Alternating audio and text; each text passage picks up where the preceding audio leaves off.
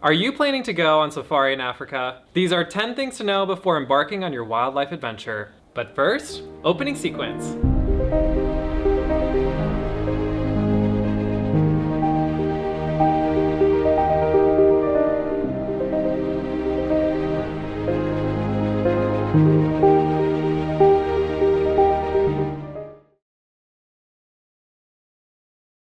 Welcome back, wildlife watchers, for another Safari Insights video. If you're new here, my name is Jeff Heyer and I'm a safari addict. I exist to go on safari and it is my life. Having now been on countless wildlife adventures, I created this channel to help travelers like you optimize your safari planning experience. Subscribe to this channel if you haven't already for all the nature and safari content. I'm also a safari planner that can craft you a custom-made itinerary anywhere in Africa. Kenya, Tanzania, Uganda, Rwanda, South Africa, where would you like to visit on your wildlife adventure? In the description below, you'll find the link to my safari inquiry form. Fill out this form with some basic details about your trip preferences to kickstart the plan making process.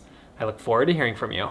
I love making content that helps people prepare for safaris all across Africa. In this video, I'm going to be sharing 10 things you should know before going on your first safari. Knowing these 10 things will help you be more prepared and ready no matter which destination you plan to visit in Africa. So let's get into it. The first thing you should know, and the first item on this list, is very important. Pack lots of layers. It can certainly get very hot in these game park regions, but it can also get very cold. There's a misconception that it's always going to be baking hot in Africa, and while it certainly can be, it can also get very, very cold.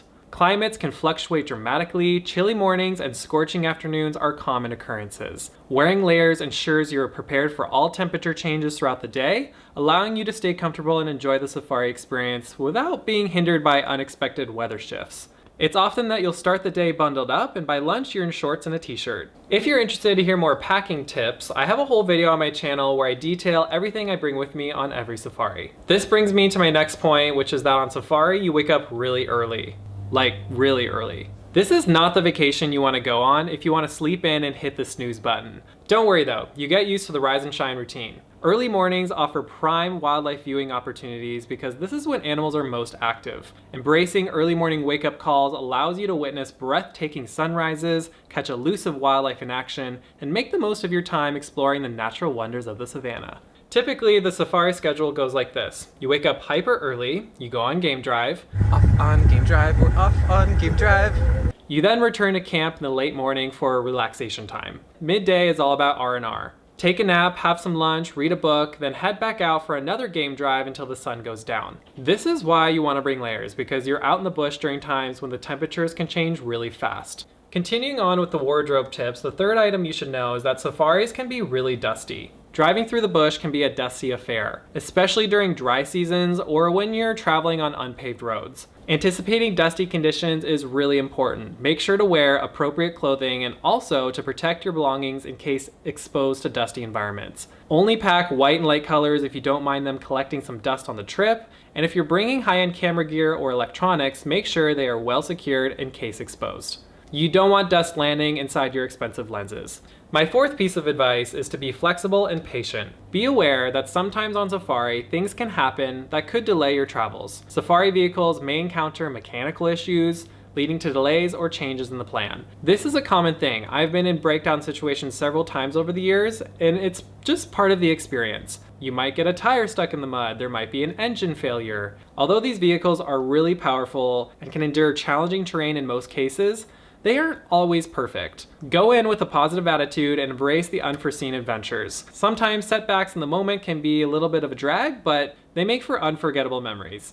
Number 5, stay quiet around wildlife. Respecting wildlife means minimizing disturbances and allowing animals to behave naturally in their habitats. Keeping noise levels low and maintaining a respectful distance during sightings enables you to observe them without causing undue stress or disruption to their environment. Oftentimes, people get really excited about sightings and start blurting out comments out loud that ends up scaring off the animals. Minimizing your presence is the key to a successful sighting. Please be respectful of wildlife, don't be obnoxious. Sincerely, me. The sixth item on this list is that your safety is paramount. I hear a lot of safety concerns from travelers going on safari, whether it's about being in an open air vehicle around predator species or just the countries they're traveling through in general. Regarding the wildlife, it's important you know that you are entering their habitats and there will always be inherent risk, but it's very rare and unlikely that conflict with animals ever occurs. It can seem quite exposed in these open air vehicles at first, but once you get used to it, you realize that if you don't bother the animals, they won't bother you. This brings me back to my last point, which is that you do not want to aggravate the wildlife or provoke them in any way. Now, the guides that take you on these game experiences should know how to prevent any type of conflict with the animals. Now, I can't speak for every guide out there, but the ones that I collaborate with and the ones that I recommend, they always prioritize safety of the clients before anything else. They are trained and certified guides that always ensure the well-being of guests and wildlife alike. I make sure that my recommended guides check and maintain their vehicles and never jeopardize guest safety. Nor would my team and I design you an itinerary that takes you to destinations where you won't feel comfortable or safe. The destinations that I promote are places that I've been and felt very comfortable in. Popular destinations such as Kenya, Tanzania, Uganda, where you see me most, are all considered some of the safest places for tourists to visit. Now, the seventh thing you should know before going on safari is that the tour operator you use and the guide you have on your trip can make or break your experience. Experienced tour operators and knowledgeable guides play a crucial role in shaping your safari experience. I cannot emphasize that enough. They provide valuable insights, share fascinating stories, and overall enhance your understanding of the environment. You get a better understanding and awareness of wildlife behavior, local culture, and it just enriches your safari adventure in profound ways. If you're with these drivers for long periods of time, they become your lifelong friends. I've loved connecting with guides all across Africa, and today I'm still in touch with many of them. Not trying to plug myself here again, but this is one of the things that excites me most about being a safari travel advisor. I love sending clients on trips with full confidence that their guides are going to provide a great experience for them. Now, this leads me to my next point, which involves expressing gratitude for the people that gave you a wonderful experience, and that's that tipping can go a long way.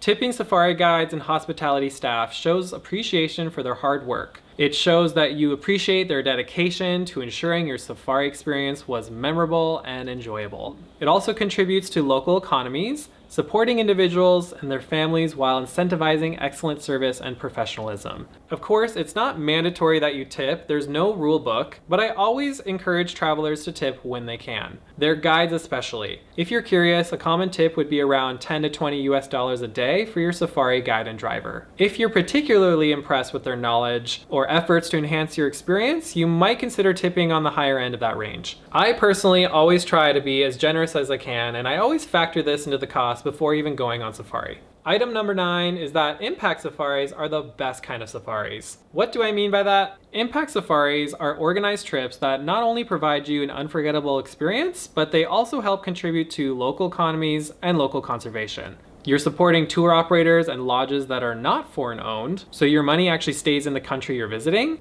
To sum it up, it's a safari itinerary where a portion of the proceeds goes towards the benefit of wildlife and people who coexist in these environments. I'm very proud to say that I partner with some of the leading impact safari companies in Africa. These companies prioritize sustainable ecotourism in these precious natural places. And lastly, the 10th thing you should know before going on safari is that you should never miss game drive. Okay, this one is not as serious as my previous points, but I always advise people to go on as many game drives as they can.